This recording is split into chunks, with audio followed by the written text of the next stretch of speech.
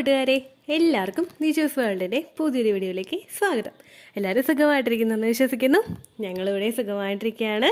അപ്പോൾ എല്ലാവരും സന്തോഷത്തോടെയും ആരോഗ്യത്തോടെയും ഒക്കെ ഇരിക്കുക കേട്ടോ.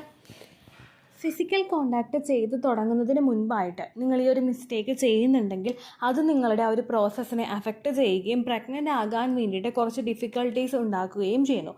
ആ കാര്യം എന്താണ് എന്നതിനെ പറ്റിയിട്ടാണ് ഇന്നത്തെ വീഡിയോയിൽ സംസാരിക്കുന്നത് കേട്ടോ. പലരും പ്രഗ്നൻസി ട്രൈ ചെയ്ത് വെക്കുന്നതിന് മുൻപ് ചെയ്യുന്ന ഏറ്റവും വലിയൊരു മിസ്റ്റേക്കാണിത്. അപ്പോൾ നമുക്കിത് എന്താണെന്ന് നോക്കാം. വീഡിയോ നമുക്ക് സ്റ്റാർട്ട് ചെയ്യാം. തുടക്കത്തിലെ ഒരു കാര്യം പറയാം. ഫിസിക്കൽ കോണ്ടാക്റ്റ് അല്ലെങ്കിൽ സെക്സ് അങ്ങനെയുള്ള വീഡിയോസിനെയൊക്കെ പറ്റിയൊക്കെ വീഡിയോസ് ചെയ്യുമ്പോഴേക്കും അതിന് താഴെ വന്നിട്ട് വളരെ വൾഗറായിട്ടുള്ള രീതിക്ക് കമൻറ്റ് ചെയ്യുന്ന കുറച്ച് ആളുകളുണ്ട്. ചാനലിൽ നമ്മൾ പോലും അറിയാതെ ആയിരിക്കും ചിലപ്പോൾ അവരിങ്ങനെയുള്ള വീഡിയോസൊക്കെ കാണുന്നത്, കമൻറ്റ് ചെയ്യുന്നതും. ഇതുപോലുള്ള കാര്യങ്ങളിൽ തിരിച്ച് ക്വസ്റ്റ്യൻ എന്തെങ്കിലും കമൻറ്റ്സ് ചോദിക്കുന്നവർക്ക് വളരെ വൾഗറായിട്ടുള്ള അല്ലെങ്കിൽ വളരെ വൃത്തികെട്ട രീതിക്കാണ് അവർ തിരിച്ച് കമൻറ്റ് ചെയ്യുന്നത്. അങ്ങനെയുള്ള കമൻറ്റ്സൊക്കെ നിങ്ങൾ കാണുകയാണെങ്കിൽ ആ കമൻറ്റ് ഒരു ലൈൻ വായിക്കുമ്പോൾ തന്നെ നിങ്ങൾക്ക് മനസ്സിലാവുമല്ലോ. അതിന് ശേഷം ആ ചാനൽ റിപ്പോർട്ട് അടിച്ച് നിങ്ങൾ ബ്ലോക്ക് ചെയ്യുക കേട്ടോ. അത് മുഴുവനായിട്ട് നിങ്ങൾ വായിക്കാൻ നിൽക്കരുത്. നിങ്ങളുടെ ആ ഒരു ദിവസം തന്നെ പോകും. നമ്മുടെ ആ മുഴുവൻ വീഡിയോ കേട്ടിട്ട് നമ്മുടെ പേരെടുത്ത് വെച്ചിട്ടാണ് അവർ ആ കമൻറ്റ് ടൈപ്പ് ചെയ്തിടുന്നത് കേട്ടോ. അപ്പോൾ ആ ഒരു കാര്യം നിങ്ങൾ മസ്റ്റായിട്ട് ശ്രദ്ധിക്കണം. അപ്പോൾ നമുക്ക് വീഡിയോ സ്റ്റാർട്ട് ചെയ്യാം. ഓവുലേഷൻ സമയത്ത് ഫിസിക്കൽ കോണ്ടാക്ട് ചെയ്യുമ്പോഴും അല്ലെങ്കിൽ അതിന് മുൻപായിട്ട് ഫിസിക്കൽ കോണ്ടാക്ട് ചെയ്യുന്നതിന് മുൻപായിട്ടും എല്ലാവരും ചെയ്യുന്ന ഒരു കാര്യമാണ് നമ്മുടെ ഇൻറ്റിമേറ്റ് ഹൈജീൻ പാലിക്കുക എന്നുള്ളത്. സാധാരണ ആളുകൾ നമ്മൾ ഫിസിക്കൽ കോണ്ടാക്ട് ചെയ്യാനായിട്ട് പ്രിപ്പയർ ആയിട്ട് ഈ ഒരു സമയത്ത് നമുക്ക് താല്പര്യമുണ്ട് അങ്ങനെ ചെയ്യാനായിട്ട് നിൽക്കുമ്പോഴേക്കും സ്ത്രീയും പുരുഷനും അവരുടെ പ്രൈവറ്റ് പാർട്ട് നല്ലപോലെ ക്ലീൻ ചെയ്യാറുണ്ട്. ഈ ഒരു സമയത്ത് സ്ത്രീകൾ ചെയ്ത് വെക്കുന്നതിൽ ഏറ്റവും വലിയൊരു മിസ്റ്റേക്ക് എന്ന് പറയുന്നത് അവരുടെ ആ ഒരു പ്രൈവറ്റ് പാർട്ട് സോപ്പൊക്കെ ഉപയോഗിച്ചിട്ട് ഭയങ്കരമായിട്ട് വാഷ് ചെയ്യുക. അതുപോലെ തന്നെ വെള്ളം ഉപയോഗിച്ചിട്ടാണെങ്കിലും നല്ലതുപോലെ ഭയങ്കര ഡീപ്പായിട്ട് ക്ലീൻ ചെയ്യുന്നവരുണ്ട്.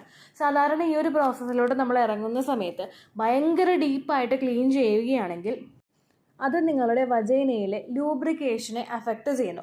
ആ ഒരു പ്രോസസ്സ് ചെയ്യുന്നതിന് മുൻപ് നമ്മൾ ക്ലീൻ ചെയ്യേണ്ടേ എന്ന് ചോദിച്ചു കഴിഞ്ഞാൽ മസ്റ്റായിട്ട് നിങ്ങൾ ക്ലീൻ ചെയ്യണം. പക്ഷേ അതൊരു വെള്ളം ഉപയോഗിച്ച് നോർമലായിട്ട് ചെയ്യുന്ന രീതിക്ക് നിങ്ങൾ ചെയ്യാനായിട്ട് പാടുള്ളൂ. കൂടുതലായിട്ട് ചെയ്ത് കഴിഞ്ഞാൽ അവിടുത്തെ ലൂബ്രിക്കേഷൻ നഷ്ടമാണ്.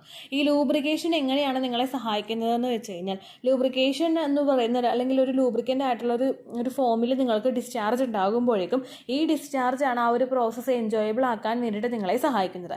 സ്ത്രീക്ക് ഫിസിക്കൽ കോണ്ടാക്ട് ചെയ്യാനായിട്ട് താല്പര്യമില്ലെങ്കിലും അവർക്ക് ഓർഗാസം വന്നിട്ടില്ലെങ്കിലും അവൾ പ്രഗ്നൻ്റ് ആകും.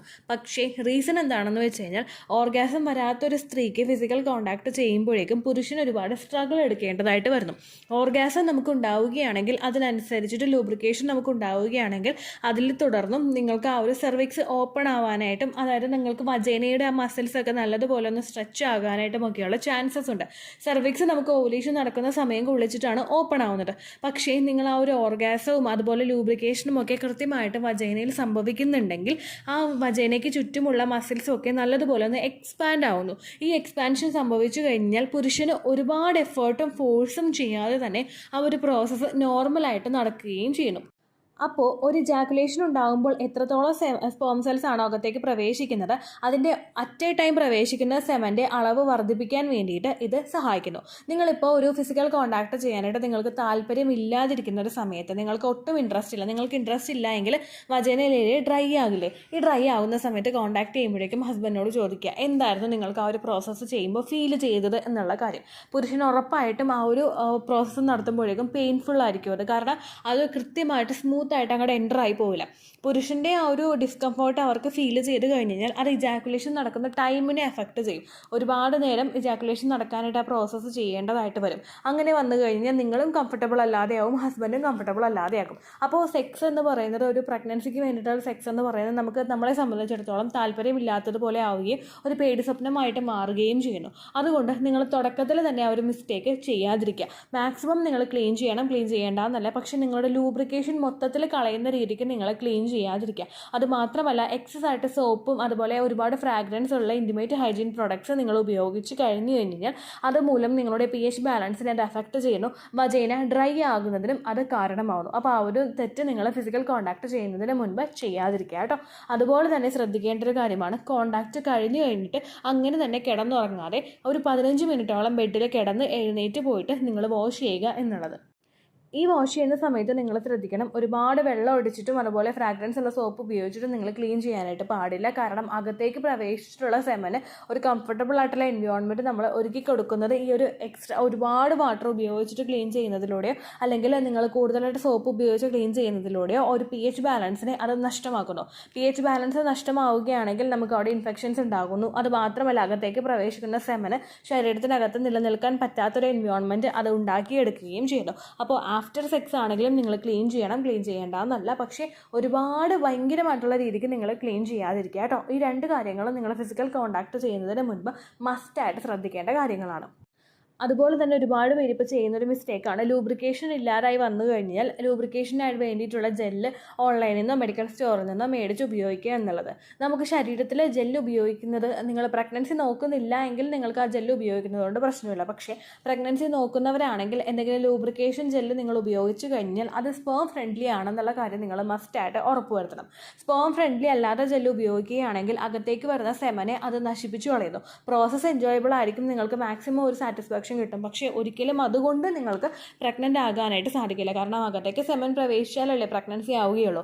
അപ്പോൾ വേറെ ആരുടെയെങ്കിലും റെക്കമെൻഡേഷനോട് കൂടിയിട്ട് നിങ്ങളൊരു ലൂബ്രിക്കേഷൻ ജെല്ല് ഉപയോഗിക്കാതെ, അതുപോലെ തന്നെ നാച്ചുറലി വീട്ടിലുണ്ടാകുന്ന, അതായത് നമ്മളിപ്പോൾ ചിലർ പച്ചമുട്ടയുടെ വെള്ളം എടുക്കാറുണ്ട്, നമ്മുടെ സെർവിക്കൽ മ്യൂക്കസ് പോലെ തന്നെയുള്ള ഡിസ്ചാർജ് ആയതുകൊണ്ട് ചിലർ പച്ചമുട്ടയുടെ വെള്ളം എടുക്കാറുണ്ട്. അതുപോലെ ചിലരെന്ന് പറയുന്നത് കോക്കനട്ട് ഓയിൽ എടുക്കാറുണ്ട്, ചിലർ ഒലീവ് ഓയിൽ എടുക്കാറുണ്ട്. ഇങ്ങനെയുള്ള കാര്യങ്ങളൊന്നും നിങ്ങൾ പ്രഗ്നൻസി ട്രൈ ചെയ്യുന്ന സമയത്ത് എടുക്കാതിരിക്കുക.